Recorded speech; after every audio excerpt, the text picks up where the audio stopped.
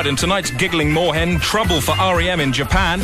Nick Ross talks to us about crime and work at the BBC's Rob Stopper unit, produced by Nick Tekin. A feedback report to prove that soliciting public opinion is the stupidest idea since the new ad, which goes... 6 years ago, I was bludgeoned to death and buried in a wood. Today, my Rolex watch is still ticking. Elizabeth Newell chose Rolex, and she'll never need to buy another watch again. Don't look at me if some advertising exec hasn't thought of that already. I'm a Dutchman. And news tonight. The Red Cross boss who says he needs money from Rwanda to fund his staff holidays. This has been normal practice with all charities for a number of years. And please, public who are listening, help us with Rwanda because we need that money. And the test match cameraman who says why he's lodged a complaint against Tony Lewis. It just gave us continual pain. Lying on us and giving us dead legs and things like this. And I think that's wrong. Paul Garner, are you around somewhere? Yeah, hi. Yeah, okay, you ready? Yeah. How near the till are you? Right there. You're right there? Yeah, here we go. What have you got? I've got some toilet roll. Is that what you wanted? Yeah, sure, yeah. Okay. Now, when he asks you, right, ask if it's been stored in the right conditions. Yeah, okay. Do you know if this has been stored in the right conditions? Sorry? Has this been stored in the right conditions, do you know? You don't know. Has it been fed properly?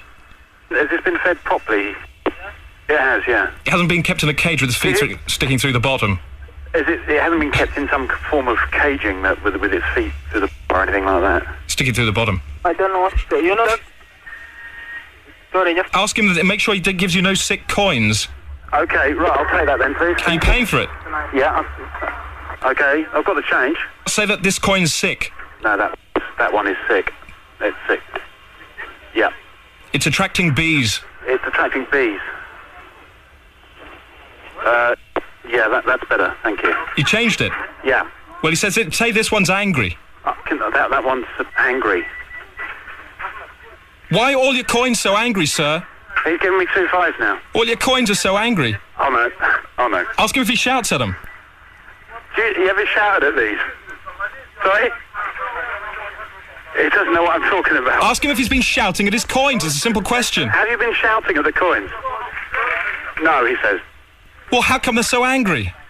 I'm now way out of depth in the cube. Well, shout at him back. Ask him if he comes from hell. Man, I'm out of here. Would you shout back at him something about Satan? There's somebody been removed from the shop already. I saw them. Well, have you got a getaway driver? Yeah, we've got a car. I'm about 20 yards from the car. What do you mean they removed from the shop? There was some guy outside who was out of there, and they've already chucked him out. I'm in the car. Let's go.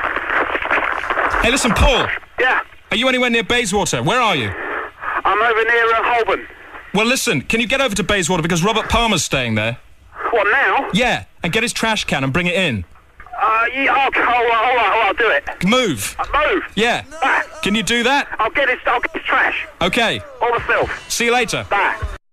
Now, the rock world is still reeling to the shock news that REM have been discovered making a commercial for Japanese television advocating the benefits of hunting and eating whales.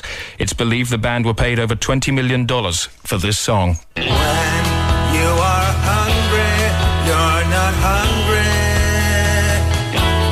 You are starving.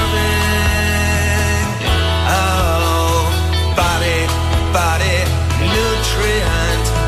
nutrition, stomach, empty, fill it. Oh, hey, what's on my plate? No, it's not some fish. It's part of your culture to hunt it. And it's flipper licking good, yummy yum. Whale, eat neat, whale meat when you need a treat. Shiny, fat, meaty creature. Pull that baby up the teeth, fill its face with tail meat. Smiling, jacket, people nourished. What are whales for if not for eating? It's good to kill them, they're not exactly pretty. Hey,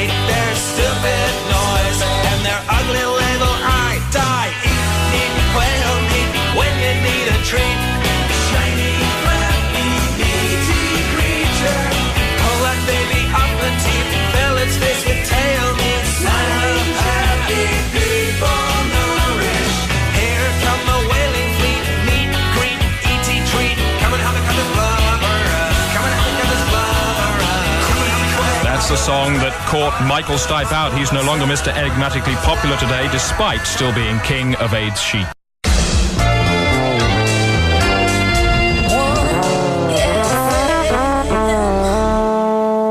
Next piece of music. AIDS chic, of course, the look that Michael Stipe pioneered for R.E.M's last album. Thin face, sticking out ears. Oh, isn't his body looking a bit wasted? I wonder. Look he passed on to Tom Hanks with a baseball hat for Philadelphia. Ridiculous film. I think in particular the opera singing moment. Of course, Tom Hanks was the fattest AIDS victim we ever saw. Nick Ross, welcome. Thank you very much indeed. Now then, I've got to say as a radio man, I'm a particular fan of Call Nick Ross as a radio phone-in chat show. I think it is unsurpassed. It's great fun. I've got to say that the only thing that mars it for me is when you go on a holiday that they don't carry on calling it Call Nick Ross. It has such a personality stamp on it that you can't remember the other people who stand in anyway. I don't object to that. OK, well, let's talk Nick Ross now.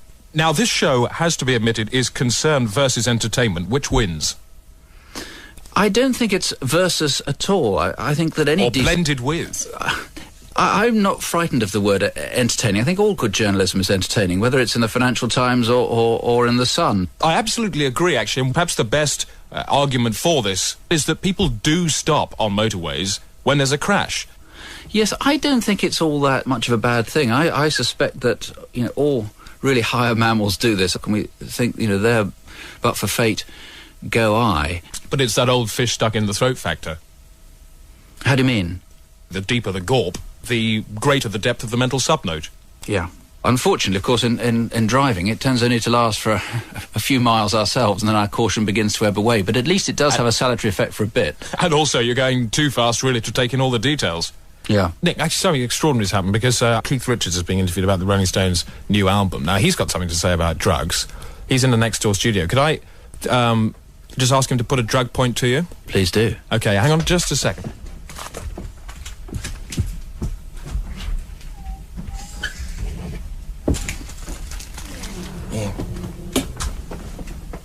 Hello? Hello, Keith. Yeah, hi, Nick.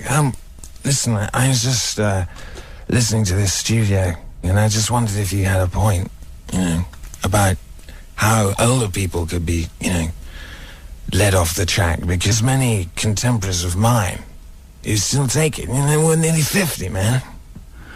I think that when people are 50 and they've got a behaviour like things, I did when I was younger, and if I'm still doing them now, kicking them after you've done them for 10 or 20 years is bloody hard. It really is. Yeah. That's why Alcoholics Anonymous, I think, very sensibly says, well, never touch a drop again. Yeah, Lady Whiskey and I, we've been wedded for some time, but, it keeps me off the junk, Yeah, and I think that it's often important that people do find less, or ways that they can control more easily. It's a substitute, it's like the guitar, if I didn't play the guitar, I'd be, I'll wreck. Yeah. Yeah. Okay, nice to talk to you anyway. Nice to talk to you. Yeah, okay. All the best. Well, thanks very much for that. I'm just bursting Keith Richards in on me like that. I'm just like he's, Great to talk to. What's up? What is Michael Jackson playing at trying to adopt a 4-year-old Hungarian child? I mean, come on, how much coke is in his head? I mean, he really thinks he can get away with it, doesn't he? And the fact is that, marriage, adopting a kid, and boom, suddenly Geordie Who? I mean, the secret staircase from his bedroom to where? You've got to praise his effort, mind you. His next step will probably be running a council children's home in the UK or asking Macaulay Culkin to star in his next movie, Getting Off with Dad. We're looking today at furball atrocities. Do you think furball atrocities are good? You mean swearing? No, atrocities with furballs. Yeah, I don't like it. I don't like it at all. What do you think causes the increased incidence of furball atrocities? I think it would be the unemployment. Somebody got no job, they're more likely to pick up a furball and bop someone over the head with it. Yeah. What do you think it feels like to be a victim on the receiving end of a furball? Well, I've been one. How did it feel? Rotten. How long does the pain last on average? With my ear, it lasts about a couple of weeks. I suppose the appalling thing is that furballs, even at very low speed, can do you some damage. Could, yeah. What sort of damage can they do you at low speed, pressed into your face? Well, you could get shoved into your face. It could be flat nose. The report published today that timber in most new house construction is only hired. A 10-year reclaim clause means that millions could soon be homeless as timber companies turn up and forcibly remove the timber. And don't forget, tomorrow, Virginia Bottomley's new organ sharing scheme gets underway in Gosport. So if you're going to be in all day and can spare a kidney, do slip yours out and let someone else gad about with it for a day or two. And just before his new series of Crime Limited, I spoke to Nick Ross about that, and not surprisingly also about crime prevention. Do you know the thing that affects crime most, in my experience, is temptation. And if you want a key that is going to unlock crime prevention, much of it is to reduce what's known as criminogenesis. In other words, you don't get a bunch of people wandering around the streets generally, or sitting at home thinking, I must go out and do something naughty. Most, it's relatively spontaneous, or it's a lifestyle they get into because they find it terribly easy. Well, it's a kind of spontaneous, almost jazz-like thing. They're going along, and then there's the beckoning finger of a bad deed. That's right. And it's been something of an eye-opener to me. It is these mechanical things which we can do that make crime much less likely. You stop the finger wagging in some way? Well, I don't mind if you do some finger wagging too, but... No, not the ticking off. I'm talking about the beckoning finger of a crime. Yeah, absolutely. Now, how do you do that? How do you limit that? In all sorts of ways. For example, in shoplifting, there's a chain of stores in the United States that had a very serious problem of people using firearms to hold them up. Now, they must have been very strong firearms to do that. Well, I mean, you know what the States is like. I mean, the firearms are a real problem there. And I suppose in that case it helps if you make the shops heavier. Heavier?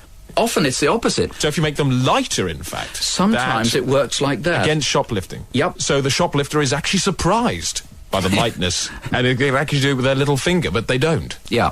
So it's not the 10-ton shop that's actually going to help. It's probably one where 10 ounces is actually the weight. Yeah.